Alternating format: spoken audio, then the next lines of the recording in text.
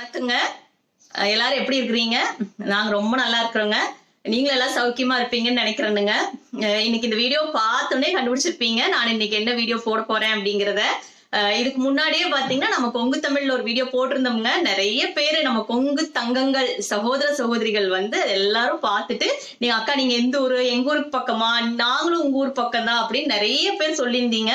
ரொம்ப சந்தோஷங்கன்னு. உங்களுக்கு எல்லாத்துக்காகவே வந்து இன்னொரு வீடியோ போடணும் அப்படின்னு நான் முடிவு பண்ணிட்டேன்.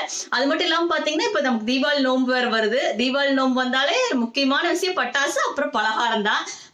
பலகாரம் பாத்தீங்கன்னா நமக்கு மட்டும் இல்ல, நம்ம வர உறம்புறைக்கு எல்லாருக்குமே நம்ம பலகாரம் கொடுப்போம் இல்லைங்களா? சோ அதனால பலகாரம் வந்து நிறைய அளவுல பண்ணுவோம். இன்னைக்கு வந்து முதல் பலகாரம் தீபாவளி நோம்பு பக்கமா வர்றதுனால நான் அஸ்கா பர்பி செய்யலாம் அப்படின்னு முடிவு பண்ணிருக்கிறேன். அஸ்கா பர்பி பாத்தீங்கன்னா கொஞ்சமான அளவுல இல்லைங்க, 5 தேங்காய் போட்டு நிறைய அளவுல பண்ண போறேங்கன்னு.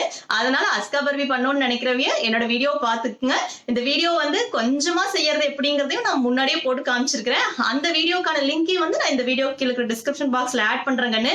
யாரெல்லாம் பார்க்கணும்னு நினைக்கிறீங்களோ அதையெல்லாம் இந்த கீழே இருக்கிற லிங்க் பிரஸ் பண்ணி நீங்க பாத்துக்கலாம். இன்னைக்கு வந்து இந்த அஸ்கா பர்பி செய்யறது விளக்கம் பூரா பாத்தீங்கன்னா நான் நம்ம கொங்கு தமிழ்லயே தான் பேச போறேன். நிறைய பேருக்கு கொங்கு தமிழ் கேட்ட மாதிரி இருக்குங்க, அஸ்கா பர்பி பார்த்த மாதிரி இருக்கும். சோ மறுபடியும் வந்து இந்த கொங்கு தமிழ் சகோதர சகோதரிகள் எல்லாருக்கும் நன்றி நன்றி நன்றி. இந்த அஸ்கா பர்பி வீடியோ ஃபுல்லா பாருங்க. பார்த்துட்டு இந்த தீபாவளி நோம்புக்கு உங்க வீட்லயும் அஸ்கா பர்பி செஞ்சு பாருங்க. எங்க வீடியோக்குள்ள போயிடலாமா? வாங்க. இன்னைக்கு அஸ்கா பர்பிக்கு நம்ம முதல்ல பண்ண வேண்டிய வேலை என்னன்னு பாத்தீங்கன்னா தேங்காயை மட்டை வாங்கிக்கலாம்.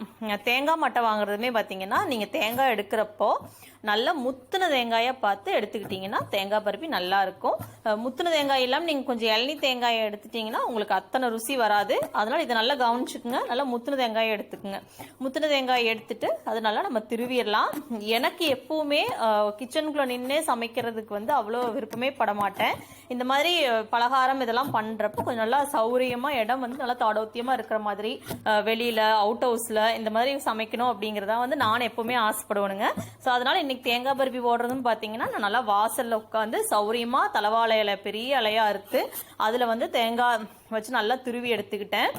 தேங்காய் துருவுனதும் பாத்தீங்கன்னா நல்லா அடி வரைக்கும் துருவக்கூடாது எப்பவுமே தேங்காய் பருப்பிக்கு. ஏங்கன்னு நீங்க அப்படி திருவுனீங்கன்னா என்னாகும்னு பாத்தீங்கன்னா பருப்பி செவந்து போயிடும். அதனால அந்த தப்பு பண்ணக்கூடாது.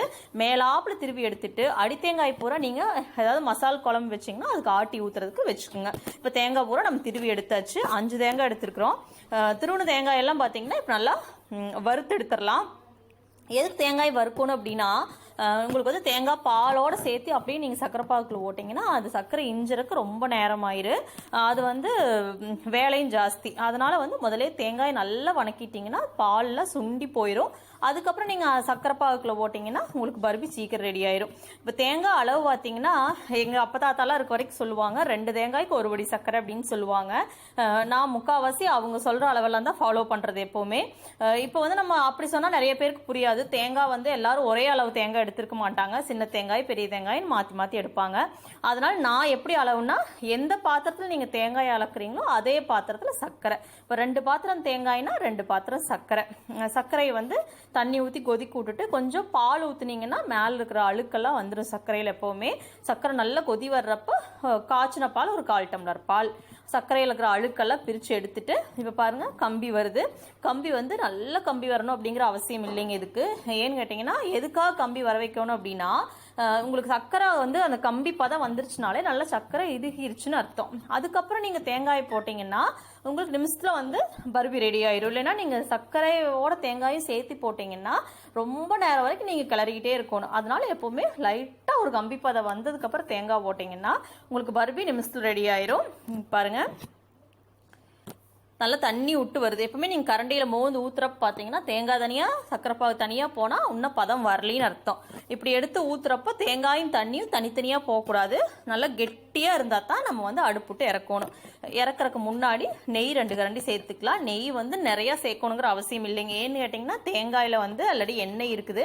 அது என்ன பண்றோம் அப்படிங்கறதுனால நீங்க அத்தனை நெய் சேர்க்க வேண்டியதில்லை. அப்படி குழந்தைகளுக்குலாம் நம்ம கொடுக்குறாப்புல இருந்தா 2 கரண்டி நெய் கூட சேர்த்துக்கலாம். இப்ப பாருங்க பதம் வந்துருச்சு. நான் அடுப்பையும் ஆஃப் பண்ணிட்டேன். இந்த அளவுக்கு நீங்க கெட்டியானா அடுப்பை ஆஃப் பண்ணிடலாம்.